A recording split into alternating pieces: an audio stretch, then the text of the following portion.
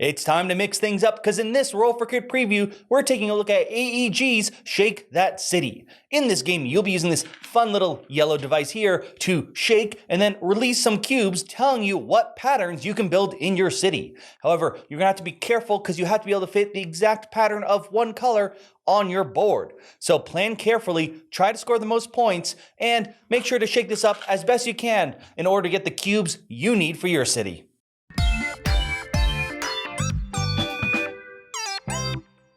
So what you see here is the basic layout for Shake That City. You've got the centerpiece, the cube shaker, a reference tile for scoring, your board and bonuses, and a round tracker. Each player is going to receive a board and the bonus tiles. The way you set that up is you're going to put a corner piece in the same corner for every board regardless of where they're sitting. So for example right here, this piece is pointed in that direction. So no matter where you're sitting at the table, you're going to put the corner piece so it's also pointing in that direction.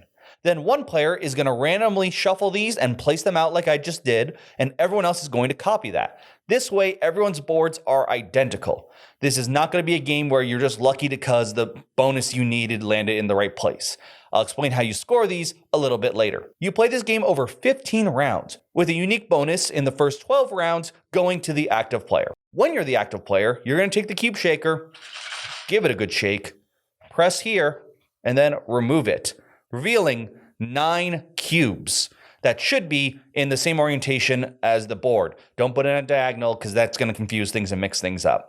If there's ever a reason that it wouldn't work, you're going to put those back into the cube shaker and just redo it again until you have a legal layout. Now, the active player is going to choose one of these colors. So let's say for the sake of the argument here, I chose red. I'm going to take 2 reds, because there are 2 reds, and place them somewhere on my board where they're in the exact orientation here. There is no rotating. You have to place it like that. So if you're sitting at a different angle, you're still going to be placing technically the same way as everyone else's. So no need to rotate this to try to figure out how the shape will work for you on your board. Regardless of your point of view, it should be the same. Now, one more fun thing. Remember how I said the active player gets a bonus for the first 12 rounds? Well, let's say I was the active player. I chose red like that. Everyone else cannot choose to build red. They can build any of the other colors, and they could all do green. 1 could do gray, and 2 could do green. But the first player's choice is locked out for the first 12 rounds. However, once you hit rounds 13, 14, and 15, that rule disappears and anyone can choose whichever ones you need. So for the first 12 rounds, it's sort of you let the first person take their turn, then everyone can take their turn at the same time. Once the cubes are laid out for the last 3 rounds, everyone can just select what they need. But I wouldn't place these tiles willy-nilly like that. There's actually reasons you'd place them in certain places. So let's actually get over the scoring. First off, we're going to start from left to right. We've got the streets. These are gray in color, and the way they work is they will give you 1 point if they connect to the outside, either by touching the outside directly or through other streets. So right now, for example, these would each give me 1 point because this one is adjacent to the outside. This one can draw a line through other streets to the outside. This one right now is worth nothing unless I was able to get another street here or connect it outside some other way. Next up, we have parks. Parks are pretty. They make things more valuable. A park will earn 1 point if it's next to at least 1 house. It will then earn an additional point if it's at least next to 1 factory, because it makes both of them just look better. So in total, if it's next to both like here, that's total 2 points. If it was over here, even though there are 2 houses, it only needs to see 1. It doesn't matter how many. So that's still 2 points. Moving on now, let's go to the factories. The factories will earn 1 point for being adjacent to another factory. They really want that industrialization clumped together. And it will earn another point if it's next to a road, because you got to get stuff from the factory to wherever it needs to go. So in this case, this one is worth 2 points because it's next to another factory and a road. This one is worth 1 because it's next to another factory. Similar to the park before, if it's next to multiple roads, that's still 2 points. Next, we're going to get to the shops. By the way, there's a typo here, so that is not the correct scoring. The way it works is shops will earn 1 point if they're in the green section, 2 if they're in the brown ring, and 3 points if they're in the concrete area. However, there is one more stipulation. It's not simply just trying to load up your center, making that sweet downtown area. What's the point of having a downtown if no one can get there? They not only have to be next to roads like the factory to get those points, but they have to be next to a road that is scoring or the edge of the board. So in this case right now, only this shop will actually be scoring as it's next to the border. For these to score, there would need to be a road like such, connecting it to the outside so people can actually get to the shops. Finally, the one I actually placed, the red houses. Now, these will give you 2 points for every grouping of houses that are not adjacent to a factory. So right now, that would be 4 points. However, if this is one grouping, because they're touching each other, that is only 2, even though there are more houses. And of course, like I said, if a factory is there, that cancels out that entire group, because you don't want your residential areas to be next to where all those chemicals are from the factory.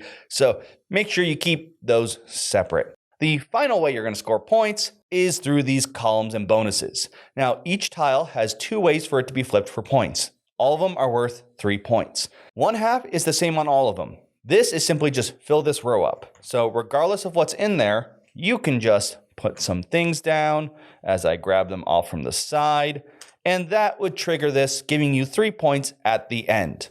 All 6 tiles have that one for half of the column. The other one is having a specific kind of tiles. In this case, most of them actually are 4 of a unique one. So this one's 4 black tiles in there. So if I was able to do that, that would split that tile, even if this was the case and where it wasn't filled. This one is a bit unique. It just wants 4 different tiles there. So something more akin to this would cause that one to flip. Finally, the corner tile wants you to have 2 of every tile type in your city. So if you can't tell right now, there's some tiles here. There's 2 of every kind. That would cause that one to flip for points.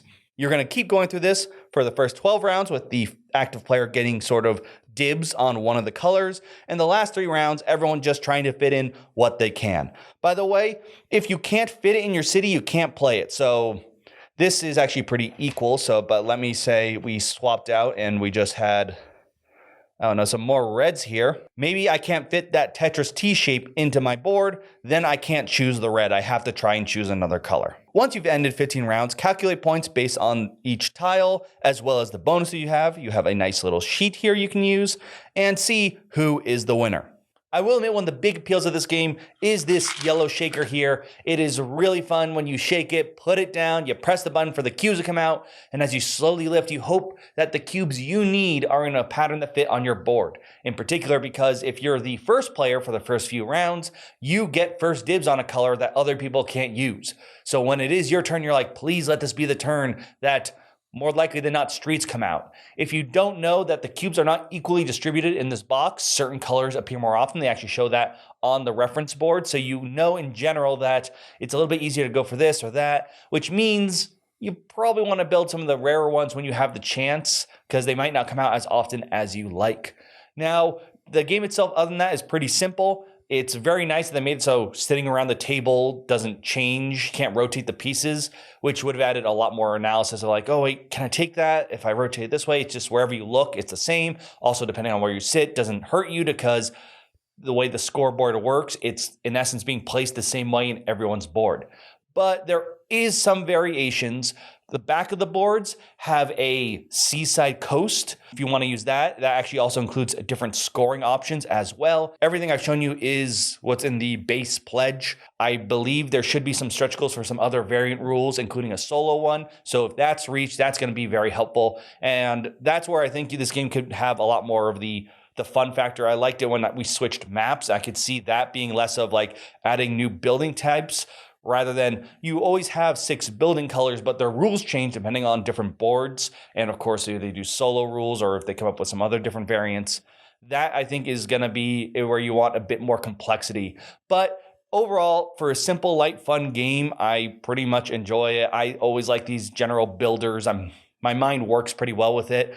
And it's really funny too when you think like, oh, I can build this.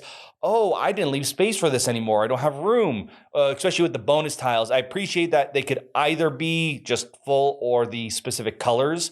But when you lose track of them, it becomes funny like, oh, I forgot that this is blue. I need like 2 more blues here. I only have 2 spots. Well, let's see what comes up. But if you want to know more about the campaign, I'll have a link down below in the description. But for now, that is it. If you think there's something that would be really cool to add to this, maybe a specific kind of board or maybe a new building type, you can let me know in the comments down below. And of course, thank you so much for just watching this far. But if you could, of course, like, share, subscribe, that would greatly help and shake things up for me in the algorithm. And if you think someone would be interested in this game, share the video with them. And of course, thank you for everyone who supports me on Patreon. All my rollers there are amazing and shake things up for me for the better. But I think I've said shake a bit too much, so I'm going to end this. I'm Will, and this has been a Roll for Crit preview.